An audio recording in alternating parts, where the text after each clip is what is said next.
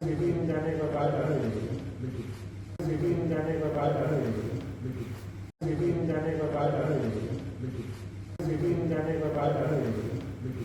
बिहार के मंत्री और लालू के पुत्र तेज प्रताप यादव का होटल में रुकने के दौरान शुरू हुआ विवाद थमने का नाम नहीं ले रहा है और अब कुछ सेकंड के वीडियो तेज़ी से वायरल हो रहे हैं जिसमें यह दावा किया जा रहा है कि होटल मैनेजर ने अपने घुटनों पर आकर तेज प्रताप यादव से माफ़ी मांगी थी जो उनके साथ मिसबिहेव किया गया था या उनकी सुरक्षा में सेंध लगाया गया था। हालांकि तेज प्रताप की तरफ से पहले इसको लेकर एक तहरीर यहीं वाराणसी के इस क्षेत्र के संबंधित सिगरा थाने में दी गई है कि उनकी सुरक्षा में सेंध लगाया गया और उनके साथ मिसबिहेव वगैरह हुआ। इसको लेकर तहरीर तेज प्रताप यादव के लोगों ने दिया है, लेकिन आखिर में वास्तविकता क्या है? दूसरा जो पक्ष है इस होटल अर्काडिया के जनरल मैनेजर हैं हमारे साथ, इनसे जानते हैं कि वाकई में उस दिन हुआ क्या था और उस वीडियो में जैसा आप खुद दिख रहे हैं घुटनों पे, तो क्या आखिर मामला था? शुरू से सिलसिलेवार तरीके से बताइए, अपना नाम पहले। सर, मैं Sandeep Palit, general manager hotel Arcadia.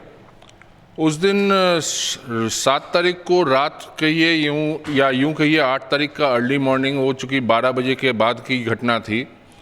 तो यहाँ पे लॉबी में करीब 50-60 लोग घुस गए और उनका दावा यही था कि आपने हमारा 206 नंबर रूम खोला है, जबकि ऐसी कोई बात ही नहीं है। वो शुरू से ये बताइए कैसे बुकिंग वगैरह हुई?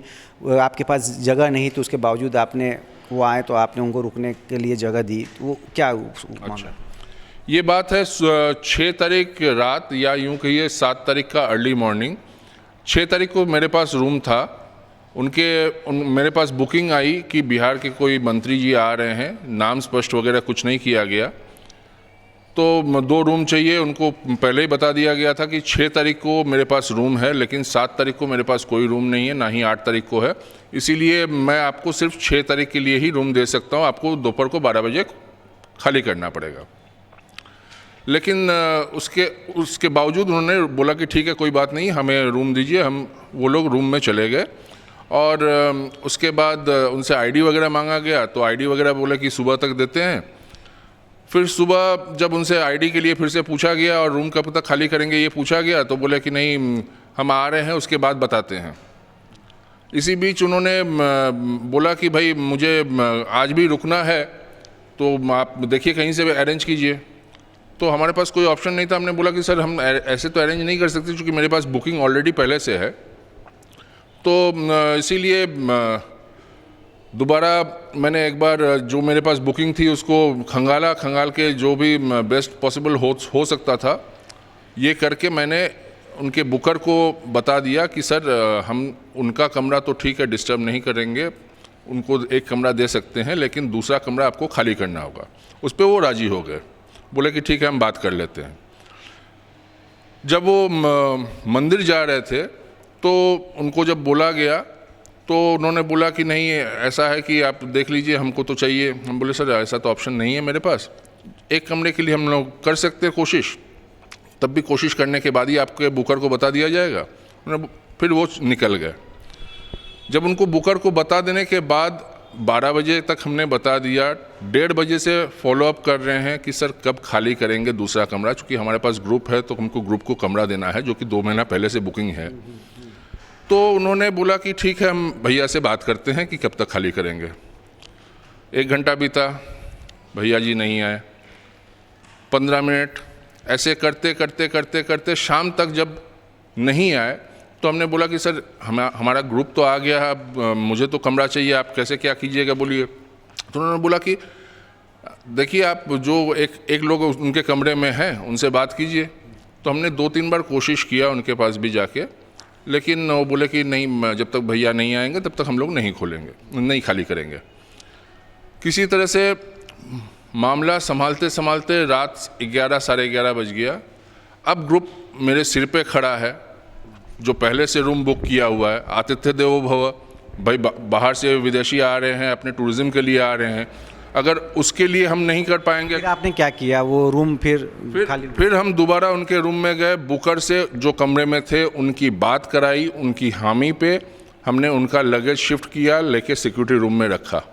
मतलब जो रूम में रुका था उनकी सहमति से ही सारा कुछ हुआ, लेकिन तेज प्रताप के कमरे को आपने छुआ तक नहीं? उनका कमरा को नहीं छुआ, उनका कमरा 206 था, 206 को नहीं छुआ गया, 205 को किया गया।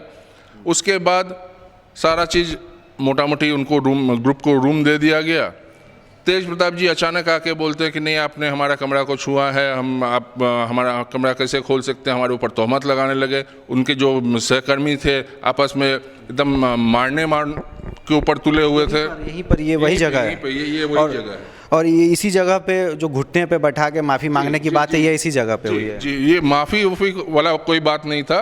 पीछे से 2-3 लोगों ने ढकेल दिया, और भारी शरीर है, उठने में समय लगता है सर, उसी में ये चीज़ है। अगर आप एक एग्जाम्पल में भी दिखाना चाहूँ तो आप देख सकते हैं। अगर मैं ऐसे गिरूंगा तो मुझे उठने में थोड़ा सा समय लगेगा। बस यही 2 सेकंड, तो बस यही 2 सेकंड वाला वायरल किया गया है। अब कोई ढकेल देगा अचानक तो उठने में तो समय लगेगा किसी को भी। आपने माफ़ी नहीं मांगा और आपसे उस दौरान मिसबिहेव हुआ, तब आपसे बदतमीजी की? जी, धक्का मुक्की किया गया, मिसबिहेव किया गया। तो अगर मंत्री हो के अगर उनके लोग इस तरह से करेंगे तो फिर प्रशासन कहाँ है और लोग सेफ कहाँ है? इसको लेके आपने शिकायत भी की है क्या थाने पे, क्योंकि उनकी तरफ से तहरीर पड़ी है? जी, हमने शिकायत किया। शिकायत में क्या है? शिकायतनामा में पूरी घटना का विवरण देते हुए कि क्या क्या हुआ उस बारे में दिया गया है। साथ में उनका जो कमरा है उसको भी खोलने के लिए तहरीर दी गई। एक दूसरी बात यह है कि जो ये एक दिन रुके हैं उस दौरान बिल भी बना था, उसका भी पेमेंट नहीं हुआ, और कमरे की चाबी भी अपने साथ ले गए हैं। जी, कमरे का चाबी वो लेके गए हैं, बिल भी अभी तक पेमेंट नहीं किया है। उसके कितना बिल था सर? वो अकाउंट से देखना पड़ेगा, एग्जैक्ट अमाउंट तो नहीं पता है, तब भी मेरे ख्याल से 30-35 हज़ार के आसपास में तो होना चाहिए। यहाँ से कोई सहयोग, क्योंकि वो कमरा अगर आप अभी भी बता रहे हैं बंद पड़ा है, तो यहाँ से यहाँ लोकल एडमिनिस्ट्रेशन से किसी तरह का सहयोग कि वो कमरा खुले, आपका जो यहाँ पे काम है, रोजगार है, वो आगे बढ़े? नहीं सर, सहयोग तो मिल रहा है, थाना से सहयोग मिल रहा है। उन्होंने बोला भी है कि हम लोग आजकल में उसको खुलवा देते हैं और वीडियो वगैरह करवा के बाकायदा खुलवाया जाए, ताकि एक आपके पास भी एविडेंशियल प्रूफ रहे कि उससे पहले नहीं खुला गया, उसमें क्या सामान है नहीं है। क्योंकि हमें भी नहीं पता, हमें क्लीनिंग करके भी रखना है। क्योंकि क्या चाहते हैं अब? आप चाहते क्या हैं? अब हम चाहते हैं कि पहले तो हमारा कमरा खुले, ताकि हमारा बिजनेस स्रोत आगे जो बुकिंग्स वगैरह करके रखा है उसको हम कमरा मुहैया कर सके।